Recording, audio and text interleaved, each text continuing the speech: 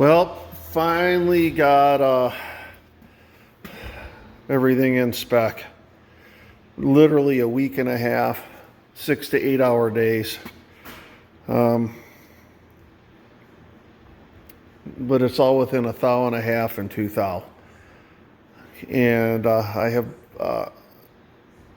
the crank's touching every part of the bearing. For some reason, on some of these, the crank was biased to one side, or where the seam was, I was getting no contact. So I had to shave off the high spots to get to where I got contact in 360 degree. And it was just, you take too much off, you're screwed. So it was just a lot of scraping going on.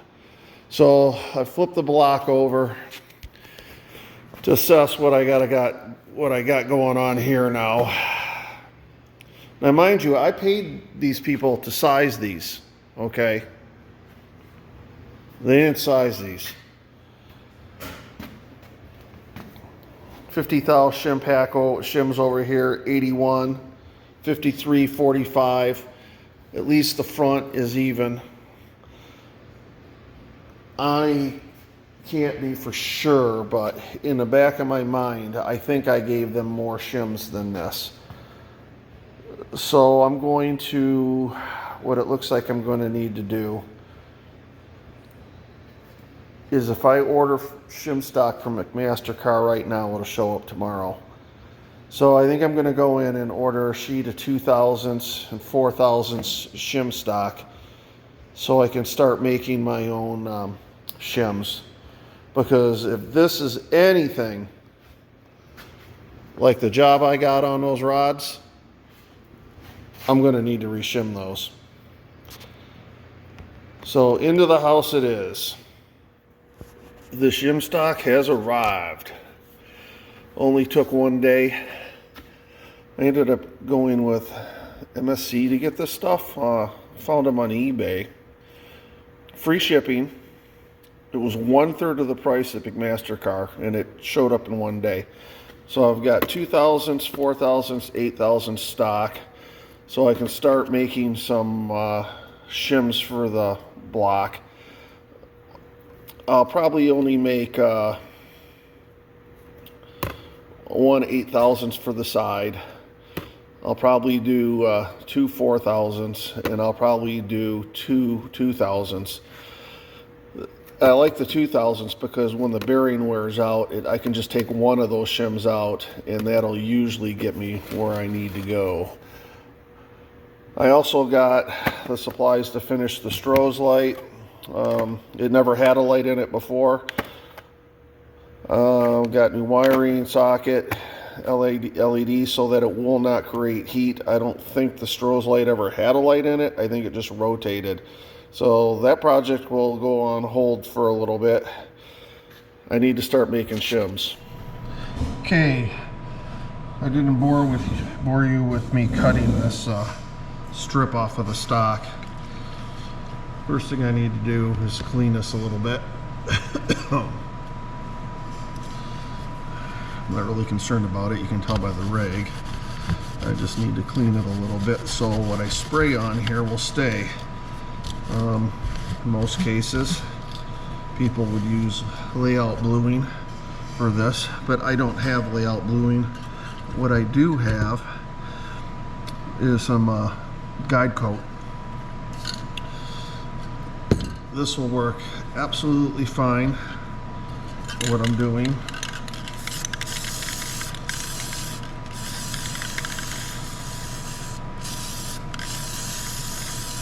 Okay, now I am just going to blow on this for like 5 minutes. I'll be right back to you.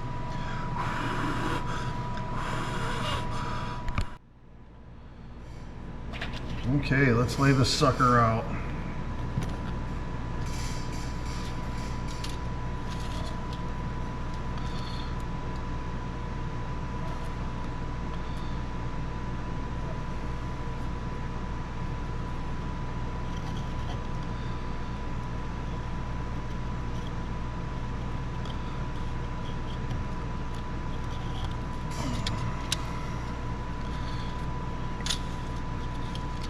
cut it to the exact size, so like just have to line up the one edge. I'll go right down.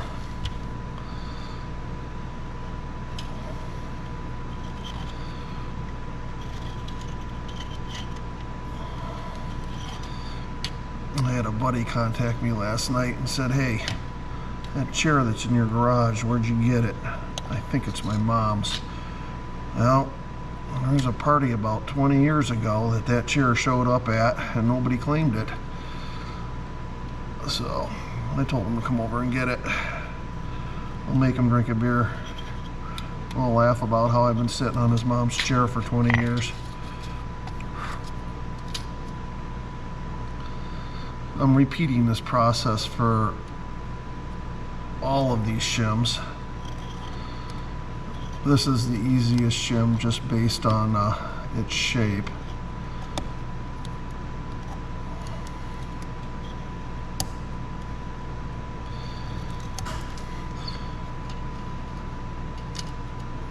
So I'm going to be doing it 8/1000ths, 4/1000ths, and 2/1000ths.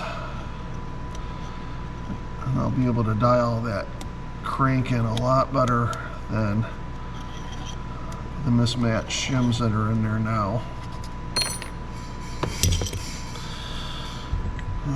Where's my hole punch? This isn't really made for stainless steel, but it works somewhat. Is your dog barking now? I know my dog's going to be barking when I play this back on the TV.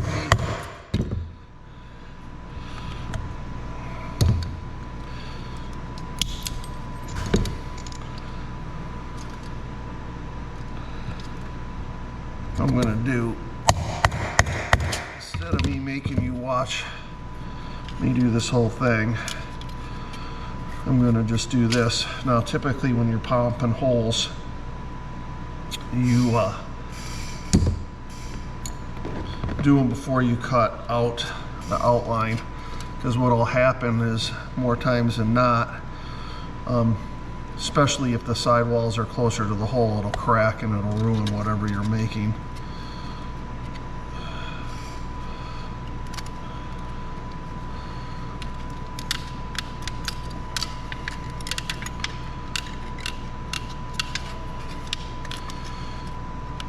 I'm washing the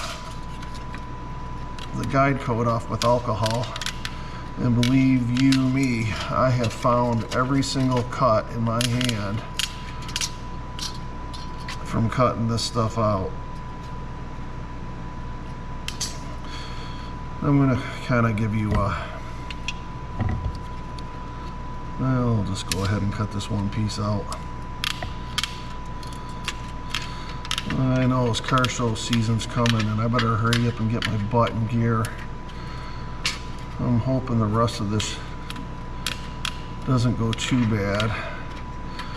I rebuilt the water pump 3 years ago, so that should be good. It's got a new clutch. Gonna have to do some work to the drive shaft. Come on, baby. I don't want to come off of there. Now the hole is slightly undersized, just because of what size hole punch I had. So what I'm going to do, let me flatten this out a little bit.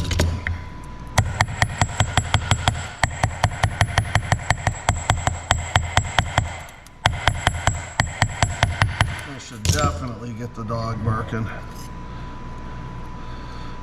Don't use a carbide bit, it'll rip it right out of your hand. Use a grinding stone on this.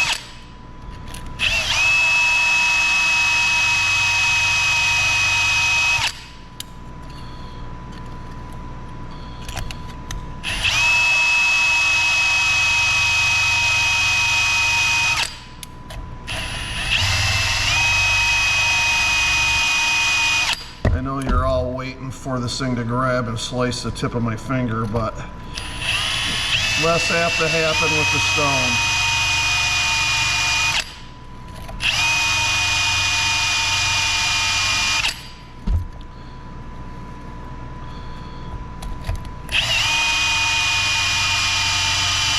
And the reason I'm doing the holes first is it gives me more to hold on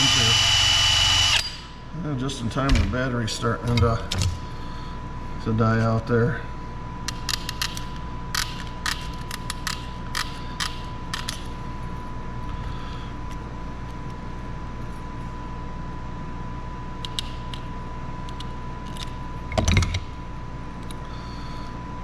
These are the ones that really tear into your fingers right here, these small ones. And this is going to be a pain in the ass to clean up because my garage magnet's not going to catch these. And I walk around here barefoot in the summer sometimes.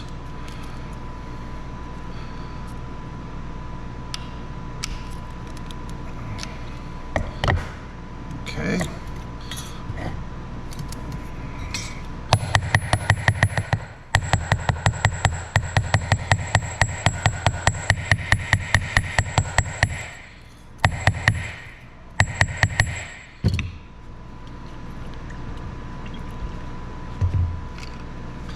Let that sit just a second.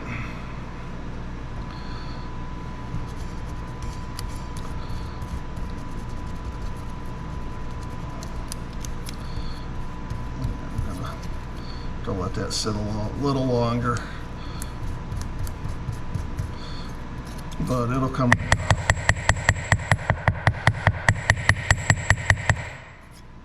That booger does not want to come off.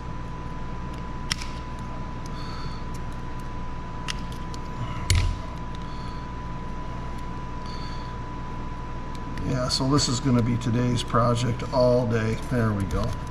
It came off, and then I just bent the shim. Doesn't matter. Hammer it right back. If it was a 2000, it would probably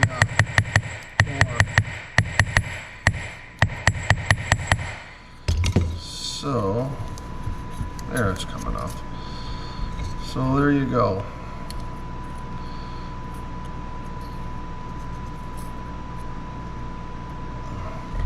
All day. I'm going to be making these all day.